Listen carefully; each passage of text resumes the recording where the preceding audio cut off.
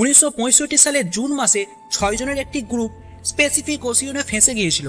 অজান্তেই ওখানকার আবহাওয়া দেখতে দেখতে খারাপ হয়ে যায় এবং ওখানে এত বড় বড় ঢেউ আসছিল যে তাদের বোটটিকে ভাসিয়ে নিয়ে যেতে থাকে।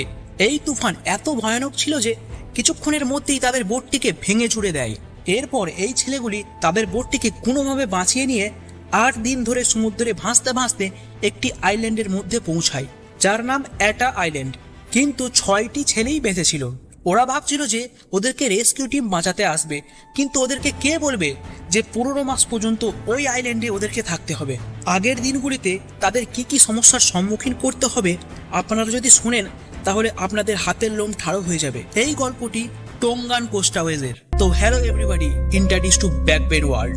এই 6 জনের কথা বললে এদের মধ্যে সব থেকে বয়সে বড় ছিল সিউনি ফ্যাটোয়া, যার বয়স ছিল মাত্র 16 বছর। এর সাথে সাথে স্টিফেন, টেফিতা, ফাটালাটু, কোলো ফেকিতাও, মোনোসিউনি, ফিলিপি তোতাও এইসব ছেলেগুলিও ছিল। এই গ্রুপে তৃতীয় ছেলেটি ডেভিড টেফিতা ফিপিতা সিওলা। এই গ্রুপে সব থেকে ছোট ছেলে ছিল, যার বয়স শুধুমাত্র 13 বছর ছিল। এই সবগুলি ছেলে সেন্ট অ্যান্ড্রিউস অ্যাঞ্জেলিকান বোর্ডিং স্কুলে পড়তো, যেটা টোঙ্গা টাপু এর সব থেকে বড় শহর নুকু আলোফাতে আছে। কিন্তু একদিন এই ছেলেগুলি স্কুলের কঠিন এবং মানসিক আচরণে বিরক্ত হয়ে গিয়েছিল। এই সবের কারণে এরা সবাই এটা ডিসাইড করে যে আমরা বোর্ডিং স্কুল থেকে পালিয়ে যাব। ওরা ঠিক করে আমরা একটি বোট চুরি করে যেটি ফিজি নয়তো নিউজিল্যান্ডে বিক্রি করে দেব। এর সাথে সাথে আমরা এই বড় পৃথিবীকে এক্সপ্লোর করব। কিন্তু ওরা এটাও ভেবে নিয়েছিল যে ওরা কার বোট চুরি করবে। এই বোটটি ছিল একটা জেলের, যে ওদের স্কুলের পাশেই থাকতো, যার নাম মিস্টার ট্যানিয়েলা উহিলা। এই লোক এই বাচ্চাদের একদম সহ্য করতে পারতেন না। এই কারণে ওই ছেলেগুলি এই বোটটিকে চুরি করার সিদ্ধান্ত নেয়। ওই ছেলেগুলি জানতো যে এই জার্নি আমাদের জন্য একদম সহজ হবে না, কিন্তু ওরা এটা বিশ্বাস করতো যে ওই জার্নি এই বোর্ডিং স্কুলের থেকে তো ভালো হবে।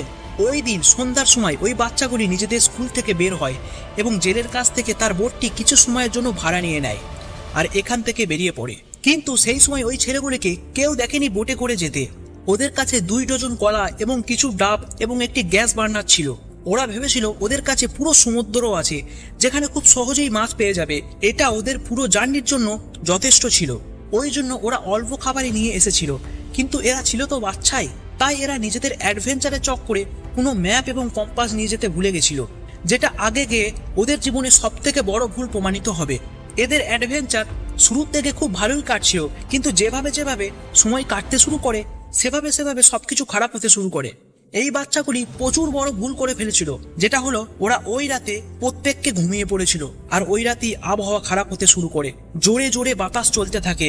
এর ফলে ঢেউগুলি প্রচুর বেগে তাদের বোটের দিকে আসতে শুরু করে এবং তাদের বোটটিকে এদিক ওদিক নাচাতে শুরু করে, যেটা দেখে ডেভিড ফিরে যাওয়ার জন্য বোটের মেন সেল ওপেন করে, কিন্তু বাতাস সেটাকে ফাটিয়ে দেয়।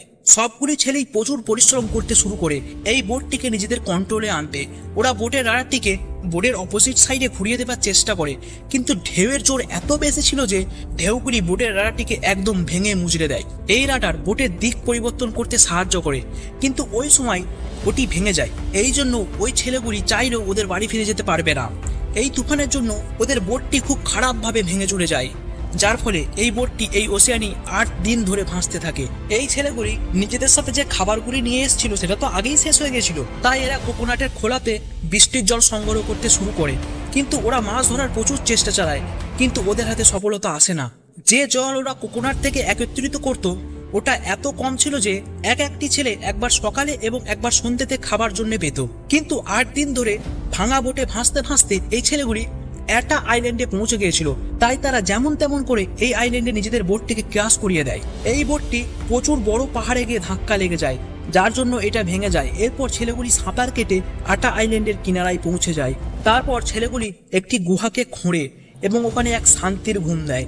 স্টিওনি এবং স্টিফেন এই ছেলেগুলির মধ্যে সব থেকে বড় ছেলে ছিল, তাই তারা গ্রুপের লিডারশিপের দায়িত্ব নেয়, যার মধ্যে ওদেরকে একজন সার্ভাইভাল এবং গাইডেন্সের ইনস্ট্রাকশন দেয় আর দ্বিতীয়জন প্রত্যেকটা ছেলেকে শিকার করার জন্য ইনস্ট্রাকশন দিতে থাকে। এই বাচ্চাগুলি প্রত্যেকদিন ঈশ্বরের কাছে তাদের রেস্কিউ করার জন্য প্রার্থনা করতে থাকে। যদিও এরা লিডারশিপের কাজ ভাগ করে নিয়েছিল, কিন্তু এদের মধ্যে কোনোরূপ সার্ভাইভেলের অভিজ্ঞতা ছিল না।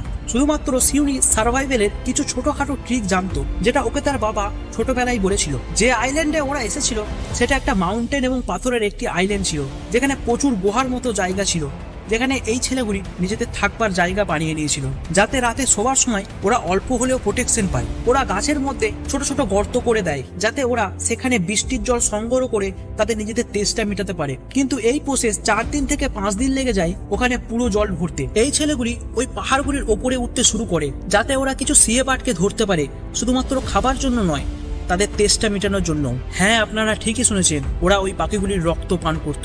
এই সময় পর্যন্ত ওদের কাছে কোনো আগুনও পর্যন্ত ছিল না, তাই তারা ওই সিয়ে পাখিগুলিকে কাঁচাই খেয়ে নিত। কিন্তু ওরা প্রতিদিন আগুন জ্বালানোর জন্য প্রচুর চেষ্টা করত, কিন্তু প্রত্যেকবারই তারা ব্যর্থ হতো। ওরা প্রত্যেকবার 2 গাছের টুকরোকে বারবার ঘষাঘষি করত, যাতে ওরা আগুনের ধোঁয়া তৈরি করে তাতে আগুন জ্বালাতে পারে। কিন্তু এটা কিছু মতেই হতো না। ওরা আগুনের গুরুত্বকে বুঝতো। ওরা জানতো যে আগুনই তাদের সার্ভাইভেল এবং রেস্কিউর জন্য একমাত্র উপায়। এই আশায় তারা আগুন জ্বালানোর জন্য প্রতিদিন প্রচুর চেষ্টা চালাতো। এই ছেলেগুলি কাউকে না বলে কখনো কখনো জঙ্গলের ভিতরে চলে যেত এবং ওখানে কেঁদে গ্রুপে আবার এসে একসাথে থাকতো। এবং এই ছেলেগুলির মধ্যে প্রচুর ঝগড়াও হতো, কিন্তু এরা একে অপরকে কোনো না কোনো উপায়ে মানিয়ে নিত। কোলো, যে এই 6 জন ছেলের মধ্যে একজন, যে কিছু বোটের তার যেটা সে ভাঙা বোট থেকে পেয়েছিল এবং একটি গাছের ডাল এবং একটি নারকেলকে একত্রিত করে সে একটি গিটার বানিয়েছিল, এবং সেইটিকে নিয়ে তারা নতুন নতুন গান তৈরি করত এবং নিজেদের অসহায়তাকে গানের মাধ্যমে কাটিয়ে তুলত। কিন্তু 6 মাস পর এদের মধ্যে একজন আগুনের ধোঁয়া বার করে ফেলে এবং সেটাকে জেলে ফেলে। এর ফলে প্রত্যেকটি বাচ্চা এত খুশি হয়েছিল যে তার আনন্দে নাচতে থাকে, কারণ এবার ওরা মাংস পুড়িয়ে খেতে পাবে। প্রত্যেক দিন এদের মধ্যে একজন এই আগুনটিকে রক্ষা করত, কেননা এই আগুন কখনো নিভে না যায়। সবসময় এই আগুনের মধ্যে ওরা কিছু না কিছু শুকনো ডালপাতা তার মধ্যে দিত, যাতে এই আগুন নিভে না যায়। ওরা তাদের মধ্যে একবারের জন্য এই আগুনটাকে নিভতে দেয়নি। ওরা প্রত্যেক দিন 2টো সিয়ে বাটকে ধরতো, যাতে তাদের পুড়িয়ে খাবার খেতে পেত। কিন্তু একদিন যখন স্টিফেন পাহাড়ের উপরে গিয়ে সিয়ে বাটকে ধরতে গেল, কিন্তু সেখান থেকে অজান্তেই নিচে পড়ে গেল। ও যেখানে উঠেছিল সেটা ছিল একটা আইল্যান্ডের সব থেকে উঁচু জায়গা। স্টিফেন জোরে জোরে হেল্প হেল্প করে চেঁচাতে থাকে। সেটা শুনে তার সঙ্গীরা সবাই চলে আসে। যখন ওরা স্টিফেনকে দেখে, তখন সে একটা পাতলা পাহাড়ের স্তরে পড়েছিল, যার ফলে তার পা দুটি ভেঙে যায়। বাকি ছেলেগুলি স্টিফেনকে ওঠায় এবং তাদের গুহার মধ্যে নিয়ে যায়, যেখানে তারা কিছু গাছগাছালি দিয়ে স্টিফেনের পায়ের মেরামত করেন। ওখানে ওরা হাতের কাছে যেটা পেয়েছিল সেটা দিয়ে স্টিফেনের পাকে সোজা রাখার চেষ্টা করে। বাকি ছেলেগুলো এটা সিদ্ধান্ত নেয় যে স্টিফেন যতদিন না ঠিক হয়ে যায় ততদিন সে কিছু কাজ করবে না, ততদিন পর্যন্ত সব কাজ আমরা করব। স্টিফেনের পা ঠিক হবার জন্য 6 মাস লেগে যায়, কিন্তু স্টিফেন তার পা পুরোপুরি ঠিক হবার আগেই সে হাঁটতে লেগে গিয়েছিল। তার বন্ধুরা ঠিক করে যে তার পা যতদিন না ঠিক হচ্ছে ততদিন তারা স্টিফেনকে কোনো কাজ করতে দেবে না। প্রত্যেক দিন এই ছেলেগুলি এই আইল্যান্ডটিকে এক্সপ্লোর করার জন্য বেরিয়ে পড়তো, এই আশায় যে তাদের নতুন কিছু দেখা মিলবে, যেটা তাদের সার্ভাইভেলের কাজে সাহায্য করবে। একদিন যখন ওরা একটা আইল্যান্ডের সব থেকে সমতল জায়গায় পৌঁছায়, সেখানে ওরা একটা বিলুপ্ত হওয়া গ্রাম দেখতে পায়, যেটা পুরো নষ্ট হয়ে গিয়েছিল। ওখানে ওরা কিছু ফলমূল এবং মুরগি দেখতে পায়।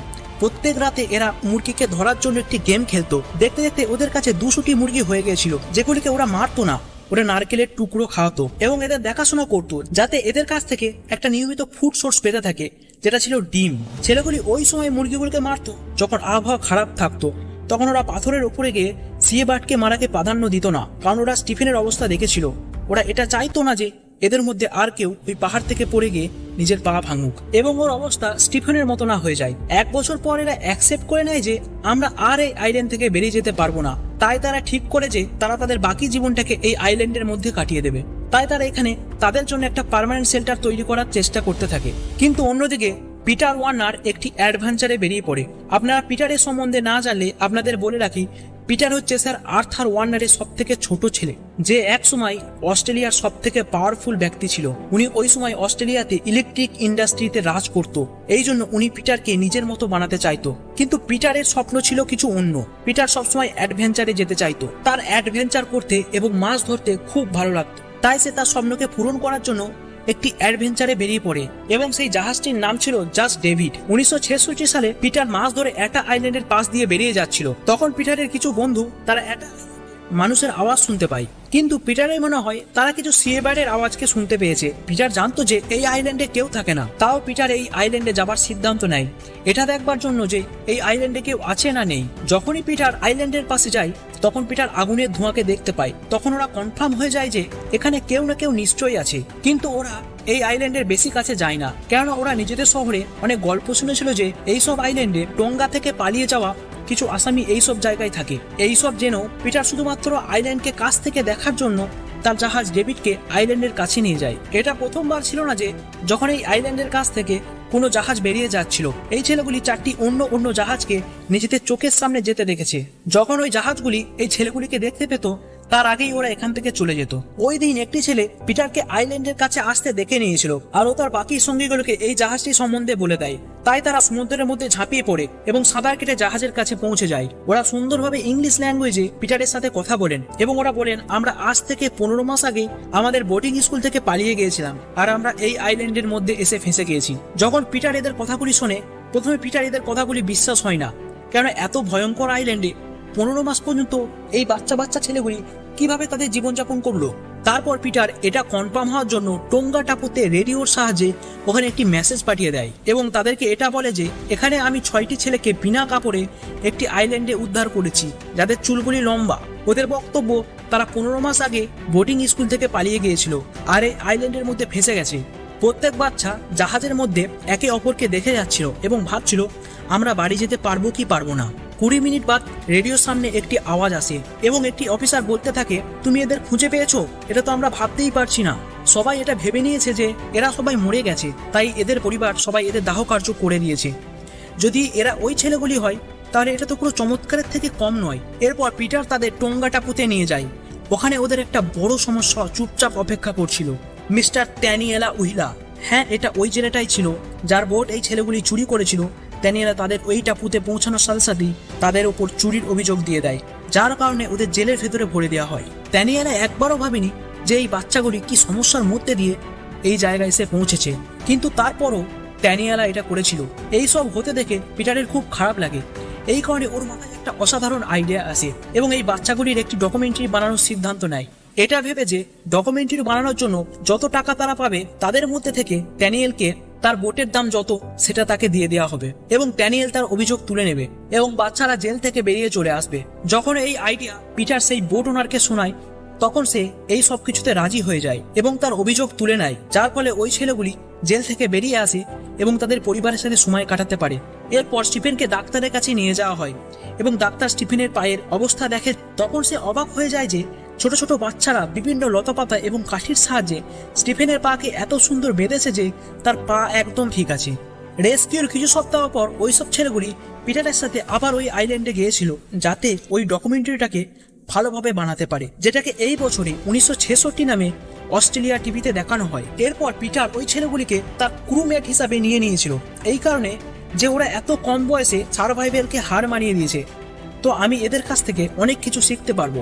তো আপনাদের যদি এই ভিডিওটি পছন্দ হয় তাহলে অবশ্যই একটি লাইক করে দিন এবং সাবস্ক্রাইব করে নিচের বেল আইকনটি বাজিয়ে দিয়ে এই ছোট্ট চ্যানেলটিকে সাপোর্ট করুন, যাতে আমি যখন কোনো ইন্টারেস্টিং ভিডিও আপলোড করব তখন আপনাদের কাছে সর্বপ্রথম পৌঁছে যাবে।